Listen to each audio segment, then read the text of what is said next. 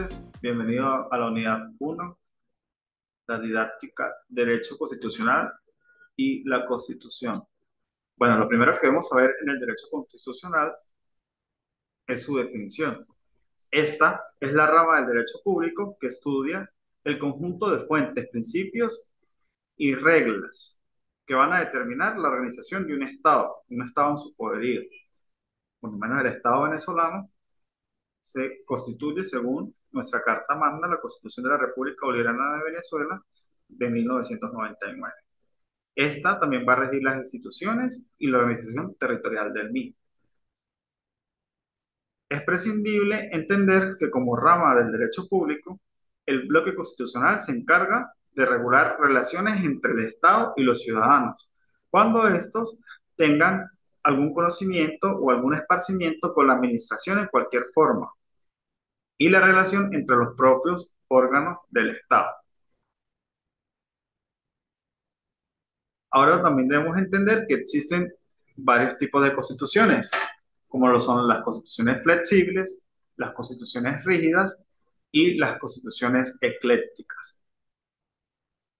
Cuando nosotros determinamos una constitución flexible, son aquellas que pueden ser modificadas del poder constituido, como es en el caso de, por ejemplo, la constitución inglesa. La manera de distinguir si una norma pertenece a la legislación ordinaria o a la Constitución es mediante el análisis que se haga de esta misma. Y si se trata de una norma de organización, se estaría en presencia de una norma que forma parte de una Constitución flexible. Lo más conveniente a los intereses de un Estado es que en su organización, regulación, esté determinada una Constitución que no ofrezca demasiada flexibilidad para su reforma. Habidas consideraciones de los riesgos que ofrecen permanentemente el ejercicio de una función ejecutiva o del poder ejecutivo de un país, en el cual pues pueda estar el mismo mandatario por tiempo limitado o indeterminado. Ahora bien, vamos a hablar de las constituciones rígidas. Cuando se denota una constitución rígida, es porque persigue un fin trascendente como es su estabilidad y proyección en el tiempo, y evitar al mismo tiempo que por razones circunstanciales se impulsen cambios o reformas que sean improcedentes.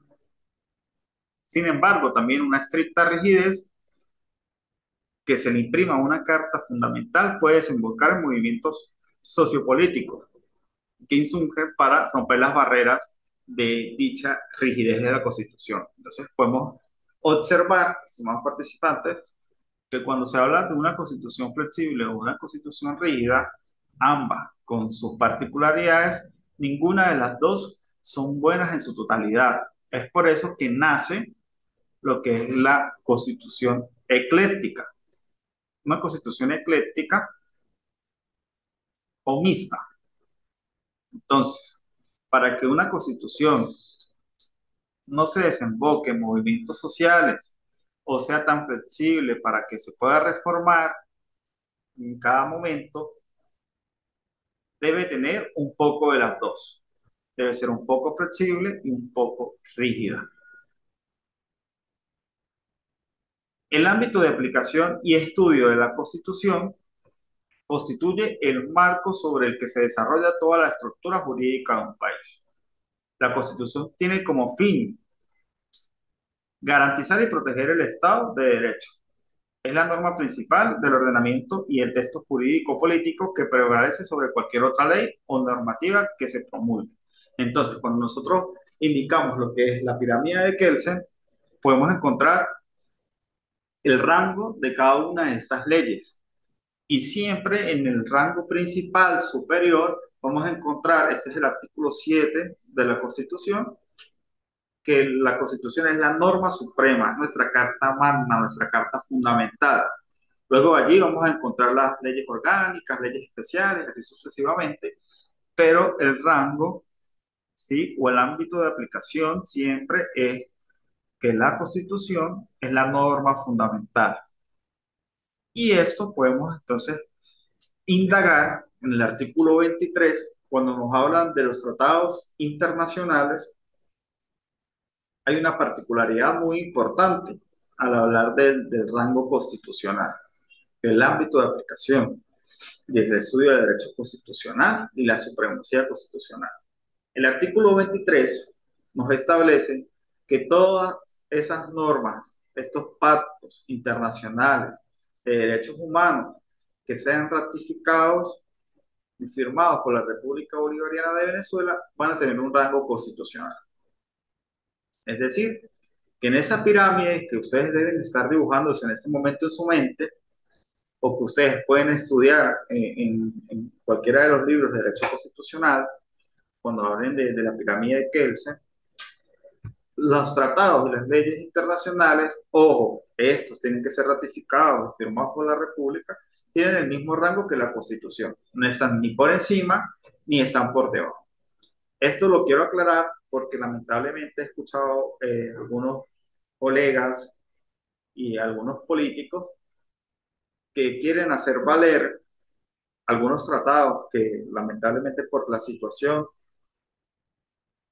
sociopolítica que vive nuestro país en este momento, quieren colocar dichos tratados de manera internacional por encima de la Constitución. Y esto es un error. Realmente tiene rango constitucional. Es decir, que está a la par de nuestra Constitución. No está por encima, no está por debajo. Tiene la misma fuerza de ley que tiene la Carta Magna. Pero no podemos, por ningún motivo, decir que los pactos y tratados internacionales están por encima de la Constitución.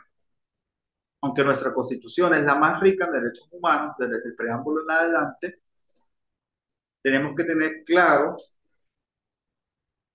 que es la norma suprema y que no hay ninguna ley, ningún estatuto, ningún reglamento que esté por encima de ella, ningún tratado internacional. Están a la par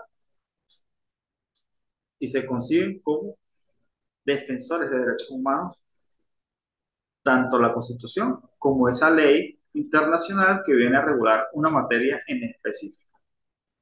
Pero les recuerdo que debe estar firmada y ratificada por la República. Esto porque se los digo, porque hay leyes y tratados internacionales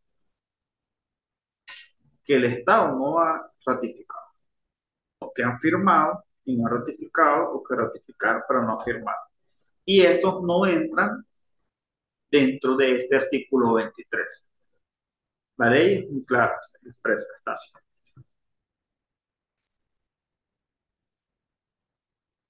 Ahora bien, ámbito de aplicación. ¿Cómo se aplica el derecho constitucional? Los principios y fundamentos que establece la Constitución deben reflejarse en todas las normas y reglamentos que los legisladores elaboren. ¿A qué se debe esta parte? Que ninguna ley debe ser contraria a la Constitución. No se puede crear una ley donde contraríe cualquier precepto constitucional. Todas las normas, los reglamentos, deben ser expresos de la Constitución, ir a la parte de la Constitución. Es decir, yo no puedo crear como legislador en este momento una reforma del Código Penal donde establezca la pena de muerte, si nuestra Constitución respeta y garantiza el derecho a la vida. Es un ejemplo muy básico para que lo puedan entender. Entonces, es básicamente la aplicabilidad de las leyes y las normas tienen que ir a la par con los preceptos constitucionales, no pueden ir en contra en ningún momento. Algunas características básicas que tiene el derecho constitucional son que existe una supremacía frente al resto del ordenamiento jurídico, lo acabo de explicar, establece la soberanía nacional en el pueblo, regula los derechos fundamentales de los ciudadanos. Esta característica es súper importante y deben tenerla por allí fijada, porque una cosa son los derechos humanos, que son derechos que son universales, y otra cosa son los derechos fundamentales, que vienen siendo lo mismo, pero que al ser regulados por nuestra Constitución, dejan de llamarse derechos humanos, aunque siguen siendo derechos humanos, a ser derechos fundamentales. Entonces, pregunta de parcial final, en caso de nivelación, diferencias entre derechos fundamentales y derechos humanos. Los derechos humanos son universales. Yo los tengo en Venezuela, los tengo en China, los tengo en México, los tengo en África, pero mis derechos fundamentales los consigo en la constitución de cada país. Profe, que yo soy venezolano y estoy en Francia. Bueno, tú tienes derechos universales, que son los derechos humanos, y ahora, como extranjero en un territorio, hay que ver si estás legal o si estás ilegal. Si estás legal o ilegal, igual tienes derechos fundamentales, pero si estás ilegal vas a tener algunos derechos ininterrumpidos y si estás legal vas a poder disfrutar de más de esos derechos fundamentales. Hay que entender que el derecho constitucional, aunque es muy parecido en cada uno de nuestros países y más en los latinoamericanos, a los europeos sí se diferencia un poco, siempre van a proteger a la población. Así como nosotros tenemos ciertos artículos que hablan de la naturalización, del ius sanguinis, del ius solis, que habla de todos esos venezolanos que tienen hijos en el extranjero y que obviamente sus hijos, por ese derecho de sangre, son venezolanos. Así también hay una serie de constituciones a nivel internacional en cada país que fundamentan esos derechos que tienen aplicabilidad para cada uno de los extranjeros en cada uno de sus países. Por eso es que es importante que la característica número 3 del derecho constitucional es la regulación de los derechos fundamentales de los ciudadanos, porque tienen que siempre regular esos derechos humanos dependiendo de la población, el territorio y el estado de cada país. La Constitución también como característica funciona como una garantía para las personas y como límite al poder de las instituciones. ¿Por qué como una garantía?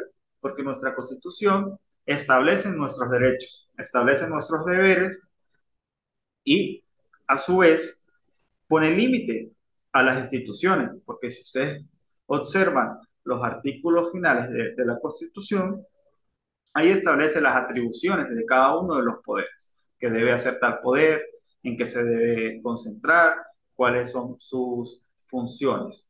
Entonces, los primeros artículos de nuestra Constitución establecen derechos de los ciudadanos y luego ponen límites a los poderes de las instituciones.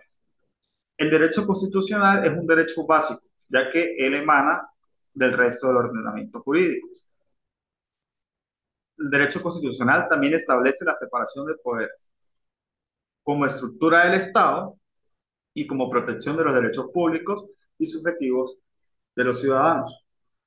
Es importante aclarar en este punto que nosotros contamos con 5 poderes. Se los digo porque en el trimestre pasado, perdón, solamente me colocaban 3 poderes.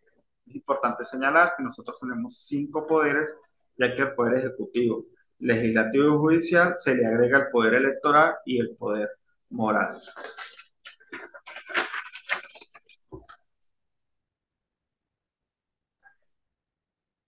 Entonces, como un resumen de las características, tenemos que hay supremacía, porque es nuestra carta suprema, hay soberanía, hay diferencia entre derechos fundamentales y derechos humanos, y son de esos derechos mismos humanos son los que va a regular nuestra Constitución.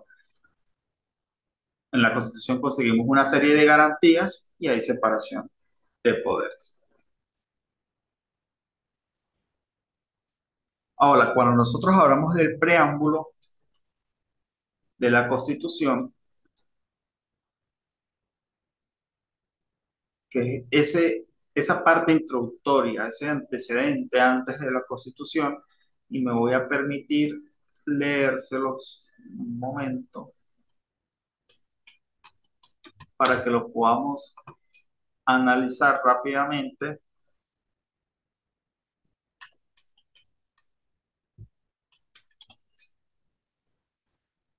para sacar algunas características muy importantes que tiene nuestra Constitución que no tienen otras constituciones en América Latina. Y poderles explicar lo rica que tiene nuestra Constitución, la riqueza que tiene nuestra Constitución en cuanto a los derechos fundamentales y los derechos humanos. Dice, el pueblo de Venezuela, en ejercicio de sus poderes creadores, invocando la protección de Dios, el ejemplo histórico de nuestro libertador Simón Bolívar y el heroísmo y sacrificio de nuestros antepasados aborígenes y los precursores y forjadores de esa patria libre y soberana, con el fin supremo de refundar la República para establecer una sociedad.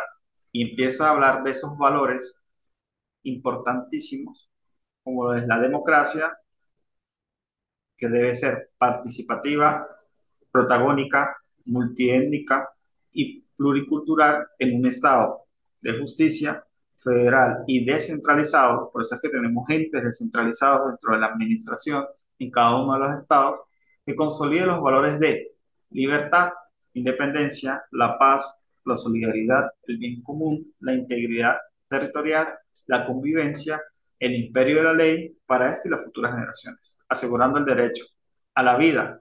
Ese derecho a la vida es un derecho humano y un derecho fundamental.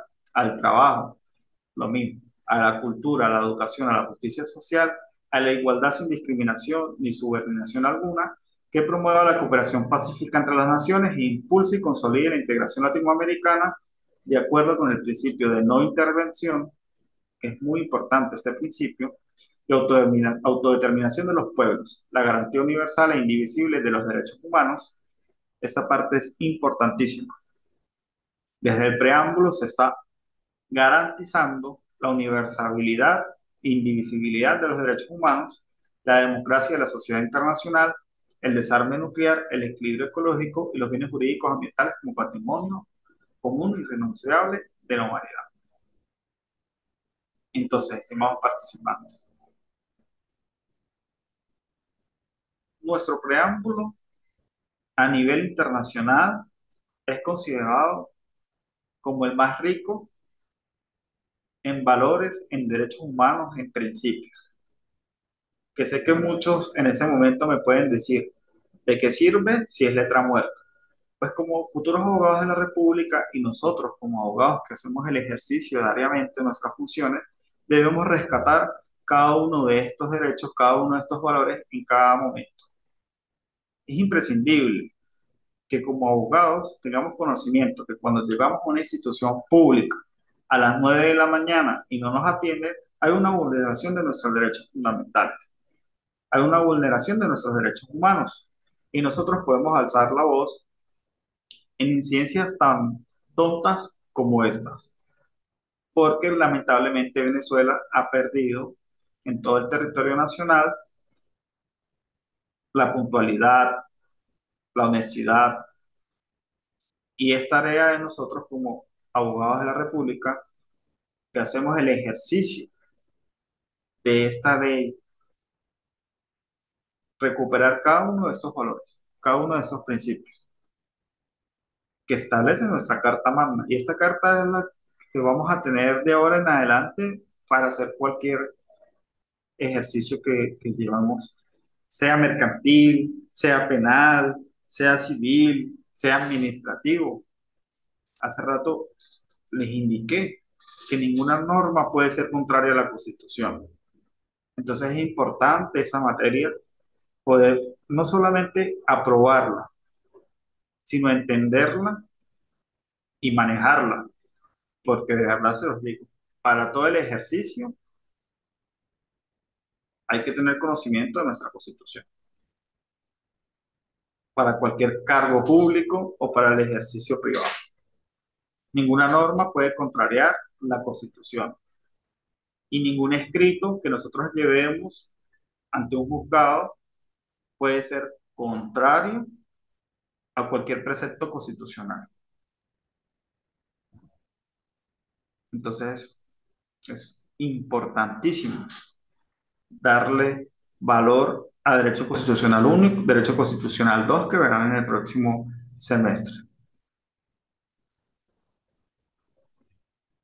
La Constitución tiene una parte dogmática, ya que hemos podido observar que tiene valores y principios que determinan el Estado venezolano.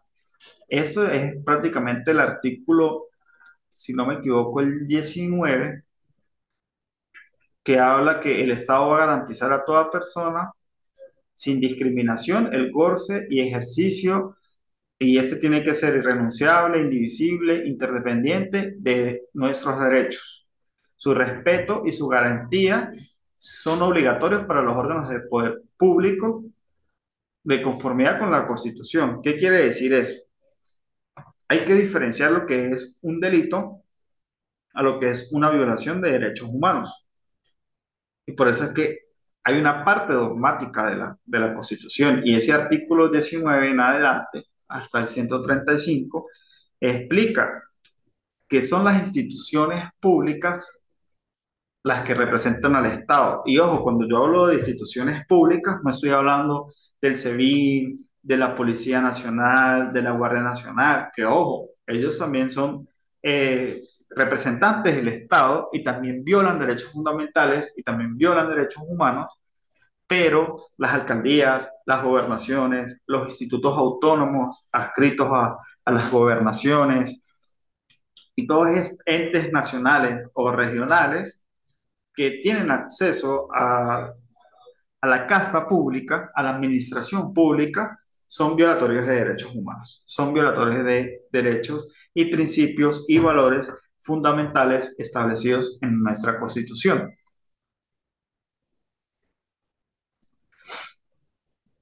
Ahora bien, tenemos que con el principio de supremacía existe el control difuso y el control concentrado. Con la Constitución de 1999 se dará un sistema de justicia mixto, que según algunos autores es también integral, donde coexisten los métodos difuso y concentrado del control constitucional y para eso también del amparo constitucional, que son aquellos mecanismos que van a proteger a la Constitución en razón de ser esta la norma suprema. Por eso tienen que ver el control difuso y el control concentrado con ese principio, con esa característica que he llevado en esta primera unidad como tema más relevante o más importante de la clase 1. Este principio de supremacía lo van a encontrar en el artículo 7 de la Constitución. Y ese artículo 7 establece que la Constitución es la norma suprema y el fundamento del ordenamiento jurídico. Todas las personas y los órganos que ejercen el poder público están sujetos a la Constitución. Nadie puede estar por encima de la Constitución. Ahora bien, vamos a explicar lo que es el control difuso, lo que es el control concentrado, para que se pueda diferenciar.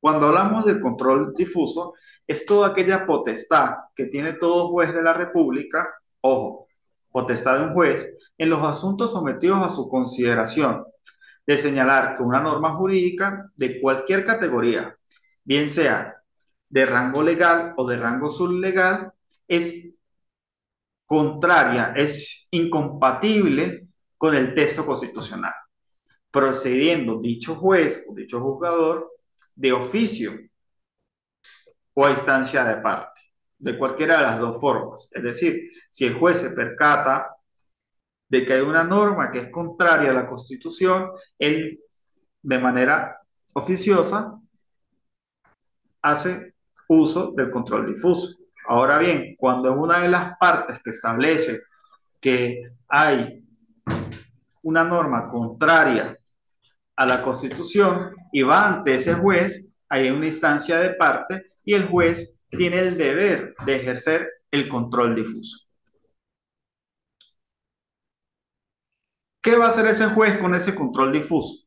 Bueno, él va a desaplicar y va a dejar sin efecto esa norma legal señalada en el caso concreto y va a tutelar así la disposición constitucional que estaba siendo vulnerada. ¿Sí? Entonces, ¿qué es el control difuso? Es un juez que a manera de oficio o a instancia de parte, perdón, ve que hay una norma que es contraria a la Constitución y él, haciendo uso de sus funciones, desaplica esa norma legal y vuelve a traer esa disposición constitucional. Esto está establecido en el artículo 334. Todos los jueces de la República, en el ámbito de sus competencias y conforme a lo previsto en esta Constitución y en la ley, están en la obligación de asegurar la integridad de la Constitución. En caso de incompatibilidad entre la Constitución y una ley u otra norma jurídica, se va a aplicar ¿qué? La disposición constitucional. ¿Por qué? Porque estamos hablando de la supremacía constitucional. Y va a corresponder a los tribunales, en cualquier causa, aún de oficio, decidir lo conducente. Este artículo breve, pues explica todo lo que les acabo de indicar. Ahora bien, cuando hablamos del control concentrado, con respecto a este tipo de control, permiso,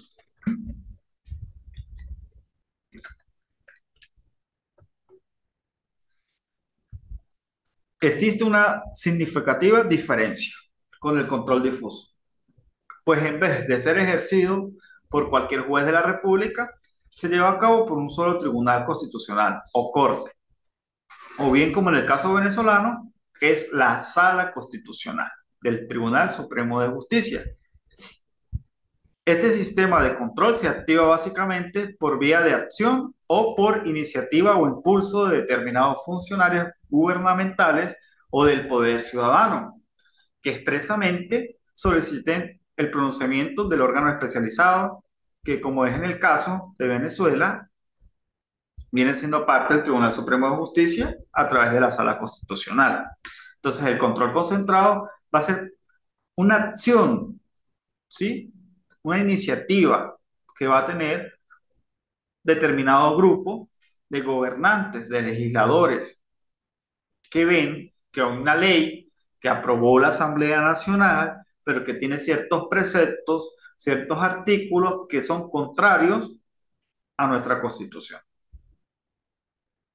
Entonces, tomando como ejemplo el que hace rato les di, de que los legisladores de la Asamblea actualmente, 2024, hagan una reforma a nuestro Código Penal y establezcan la pena de muerte, tenemos el control difuso, que es un juez que llegado al momento de la sentencia vea que hay pena de muerte y es contraria a la Constitución, de oficio o instancia de parte, va a desaplicar la norma y va a respetar el derecho a la vida que establece el artículo 2 o el artículo 3 de la Constitución. Mientras que el control concentrado es un grupo de personas gubernamentales que una vez leen esta ley, se van hacia la sala constitucional del Tribunal Supremo de Justicia y por vía de acción, en un escrito, establecen que dicha ley, dicha reforma del Código Penal es contraria a los preceptos constitucionales y por tanto, pues la sala constitucional hará su revisión, comparará y dará un dictamen donde obviamente, pues si es contrario a los preceptos constitucionales como norma suprema, los va a desaplicar. Entonces, es súper fácil poder entender lo que es el control difuso y lo que es el control concentrado, que son mecanismos que vienen a proteger la Constitución como norma suprema. Es importante tener claro dichos mecanismos para efectos de la nivelación. Quiero aprovechar la oportunidad para los que me van a ver de manera remota y recordarles que la nivelación es de una sola de las cuatro actividades. No se pueden nivelar cuatro actividades, ni dos, ni tres. Es una sola actividad y yo ya he establecido el plan de evaluación y la nivelación va a ser un parcial. Así que aprovechen las actividades para que puedan aprobar la materia fácilmente. Sobre el control concentrado, lo vamos a encontrar en el artículo 334 de nuestra Constitución de la República Bolivariana de Venezuela, que expresa textualmente: corresponde exclusivamente a la Sala Constitucional del Tribunal Supremo de Justicia, como jurisdicción constitucional, declarar, ojo, la nulidad de las leyes y demás actos de los organismos que ejercen el poder público dictados en ejecución directa e inmediata de la Constitución o que tengan rango de ley. Aquí hay otra diferencia que es importante, por eso quería leerles el artículo, porque cuando hablamos del control difuso,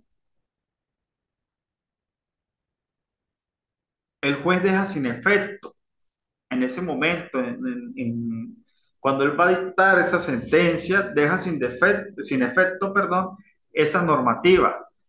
¿Sí? Eso es lo que establece el artículo 335. Pero cuando nosotros nos vamos a la sala constitucional no deja sin efecto, sino que declara la nulidad de inmediato, que tiene muchísimo más poder que la parte de un juez en ese momento en específico donde él debe desaplicar dicha ley.